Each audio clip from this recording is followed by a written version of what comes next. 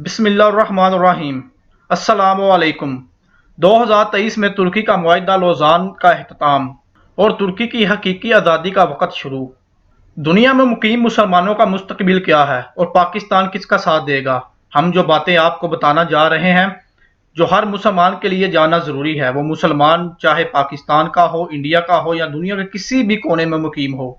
1923 में बरतानिया ने अपने हरीफों के साथ मिलकर कौन सा मुआहिदा किया और इस मुआहिदे की मियाद 100 साल थी, जिसकी वजह से आज तुर्की पाबंद है, जो कि 2023 में ये मुआहिदा ख़त्म होने जा रहा है और तुर्की उसके बाद क्या करेगा।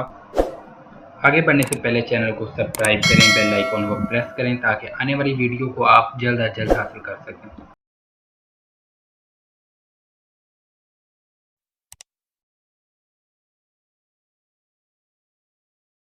देखिए, सल्तनत उस्मानिया ख़त्म होने के बाद बरतानिया ने अपने हरीफों के साथ मिलकर जो मुआहिदा किया था, वो मुआहिदा 5 शराइत पर मबनी था।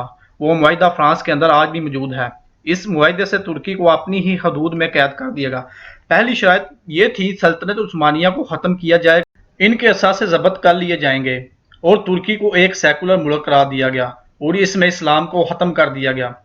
दूसरी बड़ी पाबंदी लगाई गई, तुर्की तेल नहीं निकाल सकता। वो अपनी ज़रूरत का तेल खरीदेगा और तुर्की के अंदर मौजूद मदनियात भी नहीं निकाल सकता। तीसरी बड़ी पाबंदी, तुर्की की बंदरगाह को बैनुल अक़वामी बंदरगाह करार दे दिया गया।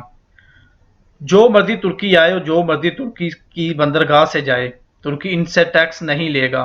और ये मुआहिदा 100 साल के लिए तय पाया था और तुर्की ने इस मुआहिदे की खिलाफ वर्जी नहीं की। देखे, तुर्की ने बहुत अरसे तक हज उम्रा करने वालों की मेज़बानी की है। यही वजह है, जब भी मदीना और खाना काबा में तरक्याती काम होता है तो तुर्की के लोग वहां से एक एक ईंट और एक एक पत्थर उठाकर अपने साथ तुर्की ले जाते हैं और वहां जाकर एक अजायब घर में रखा जाता है, जो कि इस्तांबुल में मौजूद है, जिसका मकसद है कि वो अपने लोगों को बताना चाहते हैं कि अल्लाह ताला ने तुर्कियों को 650 साल तक खाना काबा और मदीना मुनव्वरा की जिम्मेदारी तुर्कों को दी थी। इनके ईमान का अंदाजा आप इस बात से लगा सकते हैं, इन लोगों को यहाँ तक पता है कि सहाबी का घर किस जगह मौजूद है और तुर्की के लोग खाना काबा के गुलाब पकड़ कर ये दुआ करते हैं, या अल्लाह अब अपनी नाराज़गी को ख़त्म कर दे और जो मेज़बानी का शरफ हमारे पास था हमें वापस लुटा दे। देखिए, तुर्कियों का ये मानना है कि ये जिम्मेदारी हमारे पास थी और ये हमसे छीन ली गई है, जिसका हमें शदीद रंजो-गम है। अब 100 साल ख़त्म होने वाले हैं और तुर्की तेल की ड्रिलिंग करने का सोच रहे हैं, जिसके बाद तुर्की तेल की पैदावार में खुद कफील हो जाएगा। और दूसरा, तुर्की अपनी बंदरगाह पर टैक्स लगाएगा। इसके साथ तुर्की एक नहर बनाने की तैयारी में है, जिसका नाम इस्तांबुल के नाम पर रखा गया है, जिसमें तकरीबन दुनिया से आने वाला हर जहाज़ गुजरेगा और इससे तुर्की इतना पैसा कमाएगा कोई सोच भी नहीं सकता। इसके साथ साथ रजब तैयब उर्दगान ने एक काम और शुरू कर दिया है, जहां भी मुसलम मुखालफ कार्रवाइयां होती है वो भरपूर अंदाज में आवाज़ बुलंद करते हैं। तुर्की का मकसद है फ़लस्तीन दुनिया भर के मुसलमानों का मुकदमा बेहतरीन अंदाज में लड़ा जाए। तुर्की एक बहुत बड़े मंसूबे के तहत चल रहा है और अपनी इकानमी को बहुत मजबूत कर लिया है और तुर्की चाइना के साथ अपने तल्लुकात दोस्ताना और तुर्की चाहता है खाना काबा और मदीना मुनव्वरा की जिम्मेदारियां उनको सौंपी जाएं और ऐसा सऊद खानदान कभी नहीं चाहेगा। देखें, अहले सऊद खानदान सऊदी अरब जैसी पाक साज़ ज़मीन पर मंदिर तो बनाने की इजाज़त दे सकती है, ये कभी नहीं चाहेगा। पूरी दुनिया के मुसलमानों का दर्द सीने में रखने वाले और एक सच्चे मुसलमान की तर्जमानी करने वाले तुर्क अपनी खोई हुई नौकरी को दोबारा पा सकें, जो मदीना और मक्का का आदाब अच्छी तरह जानते हैं। तुर्की मदीना और मक्का के कंट्रोल वापस लेने की कोशिश करेगा। हो सकता है इसके लिए इस्लामी दुनिया में एक वोटिंग हो।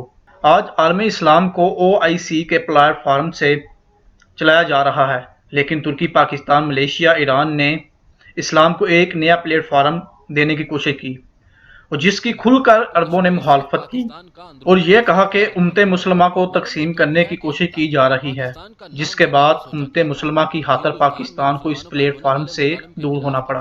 देखें, आज तुर्की आलम इस्लाम की खातर मगरब को कैसे आंखें दिखा रहा है।